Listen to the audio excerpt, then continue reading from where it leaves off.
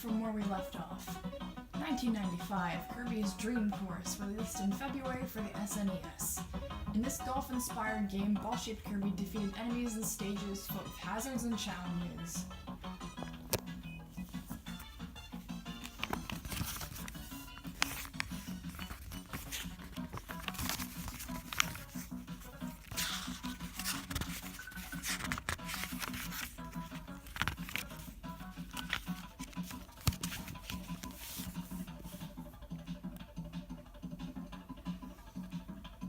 Kirby's Dream Course.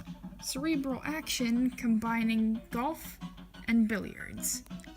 Our original concept was to create a Kirby golf game, but as development progressed, we added billiards, elements, and copy abilities to create a unique hybrid of games. Did you know that it's actually possible to get a hole-in-one on every hole? You've just got to play very strategically. Bouncing off walls is just like bouncing off the cushions of a billiards table.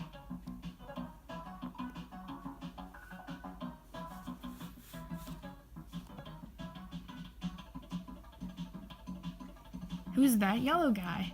Kirby's Dream Course was the first game in the Kirby series to include a versus mode. When two players faced off against each other, player 2 got to control a yellow Kirby. The development team nicknamed this character Kirby, a play on words from a Japanese word for yellow.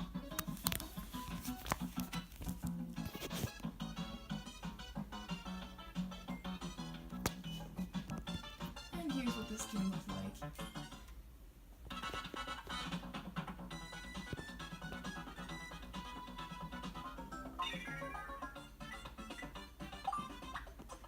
This golf-inspired game pitted 1 to 2 players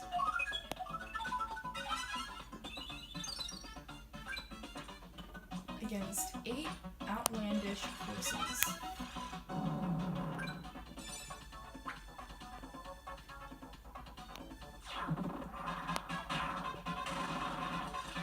To complete a hole, players had to defeat every enemy on the field and drop ball-shaped Kirby into the cup. Fewer shots meant a higher score.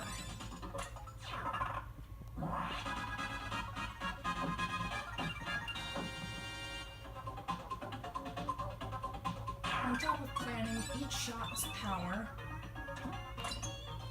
and trajectory,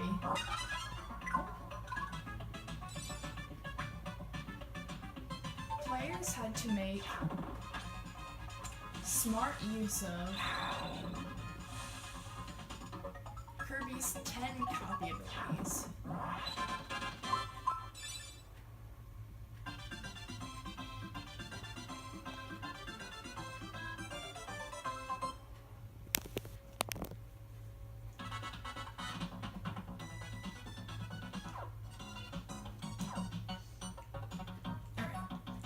To Kirby's Avalanche, released in April for the SNES. In this fast-paced puzzle game, Kirby blasted his opponents by strategically stacking color-coded blobs.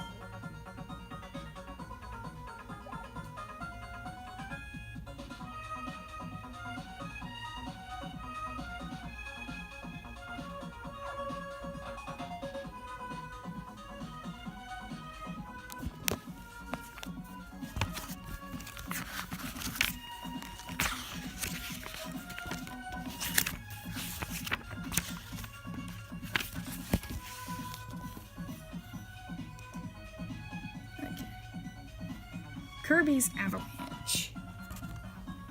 Kirby introduces players to a popular Japanese puzzle game. This game was a unique collaboration between HAL Laboratory, Nintendo, and Compile. The goal was to introduce a popular Japanese puzzle game series to international fans by creating a version starring Kirby and his friends. In staying true to the Japanese puzzle game series upon which it was based, Kirby's Avalanche turned into an interesting departure from traditional Kirby games. For one thing, in this game the characters are much more talkative than they usually are. Their personalities are also a bit different from usual.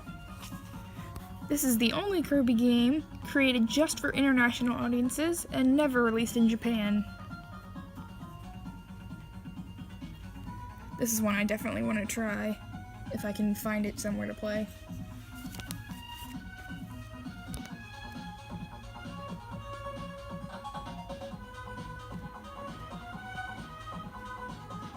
Here's what this game looked like.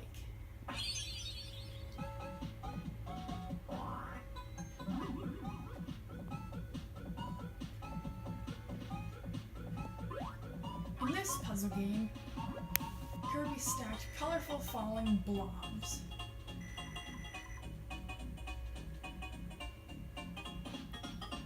By strategically rotating and moving blobs before they hit the pile,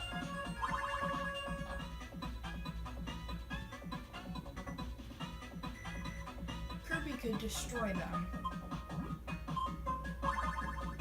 and set off chain reactions.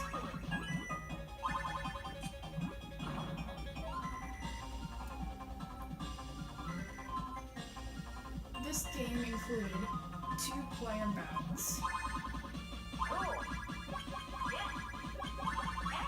and matches against many familiar faces from Kirby Universe.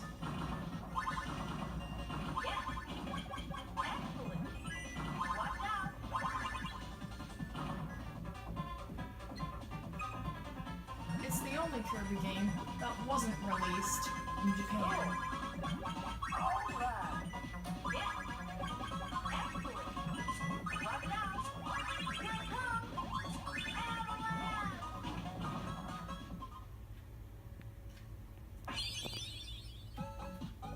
I also want to play that one since Kirby talks and is frankly pretty sassy. And Kirby's Dream Land 2, released in May for the Game Boy. This game introduced new copy abilities and Kirby's pals Rick, Kine, and Ku to the Kirby universe. I will play this later.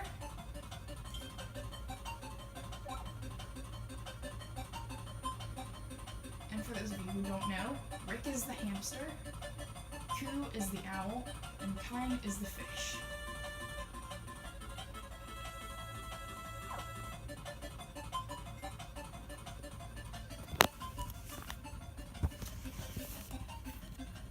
Kirby's Dream Land 2. Kirby's friends make exploring even more fun. Introducing 3 new friends. We wanted to give Kirby new ways to get around. We considered lots of possibilities and finally came up with Rick, Kine, and Ku, 3 new characters who could carry Kirby. At the start of their development, we called these characters minions, but we changed them to friends because that felt more fitting given Kirby's personality.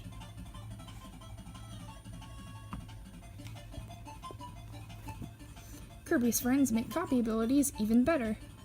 One of the things we struggled with when we added Kirby's friends was deciding what to do with Kirby's copy abilities. There was no way we could give those up. After a lot of brainstorming, we found a way to combine both features.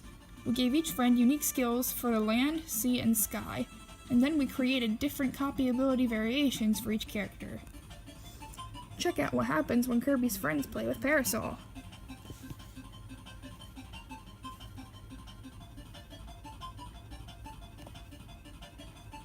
Each copy ability works differently for each friend. What's your favorite combination? Why is Kirby riding a tank? In this cover illustration from the original project proposal for Kirby's Dream Land 2, Kirby leads the gang into action from the top of a tank. Giving Kirby a tank to ride was one of our early ideas, but we got feedback that riding animals would fit Kirby better. That's when Rick, Kine, and Ku joined the team. As you can see from this illustration, We were already planning to have Rick and Koo join the Kirby family. But if they hadn't replaced the tank, would Kirby have become a military action game? This is one of the hardest games in the series. If you want to earn a 100% completion rating in this game, you've got to collect all of the rainbow drops. But doing that is no easy task. We've hidden them in hard-to-find places, and it will take smarts and skill to reach them. Collecting them all is a challenge only a true Kirby master can conquer. We dare you to find them all. Rainbow drops are placed so that you can only get them if you are teamed up with the right friend or have the right copy ability equipped. What's this? If you defeat a mid-boss while teamed up with a friend, a character appears who looks a lot like a certain long-tongued blue fellow from Kirby's Dream Land 3.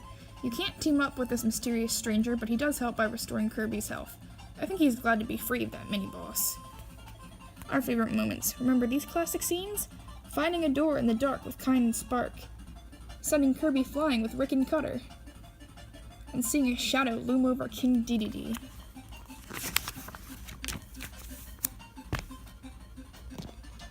I've played this before.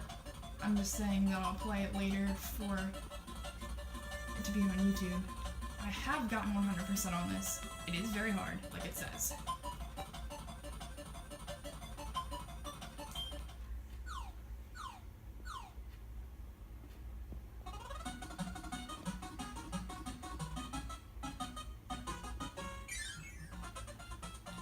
Rick the hamster, Kine the fish, and Koo the owl debuted in this game.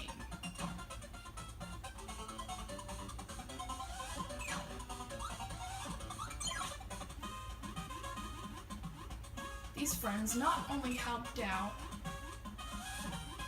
by carrying Kirby,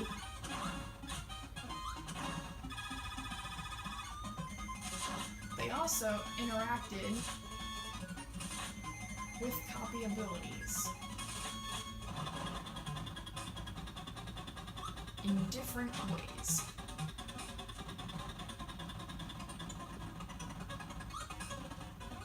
Adding to Kirby's arsenal.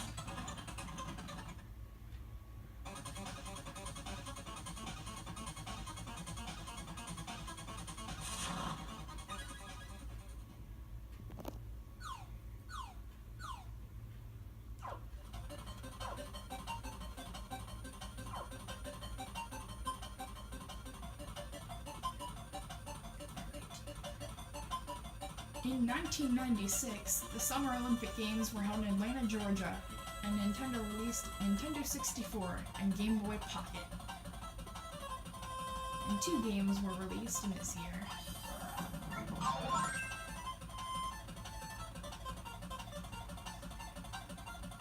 First up is Kirby's Block Ball. Once again, Kirby returned to ball form. This time, Kirby had to bounce off paddles and bash his way through blocks. This was released in May for the Game Boy.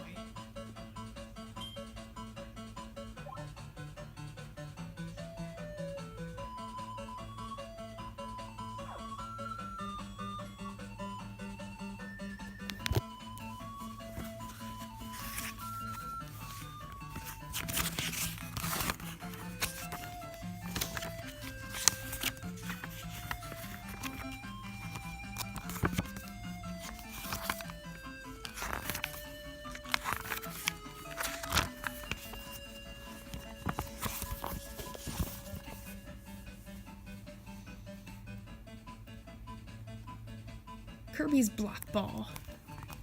Kirby meets a classic. With Kirby's Block Ball, we put a Dreamland spin on an arcade classic. By moving horizontal and vertical panels, you direct ball-shaped Kirby towards smashable blocks. Copy abilities add even more excitement to the mix, creating a whole new experience. Kirby started out as part of the paddles. Originally, Kirby was just going to be worked into the paddles design, but all that changed when we realized that Kirby would make the perfect ball. We wanted to include regular Kirby too, so we added a feature that lets you switch between bouncing ball-shaped Kirby and jumping regular Kirby.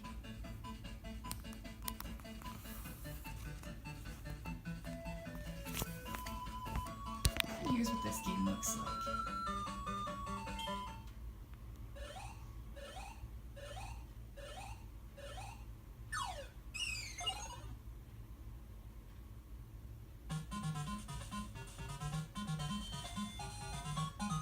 Actually, that won't work. Not for this, anyway. I'll pick up with that in the next episode.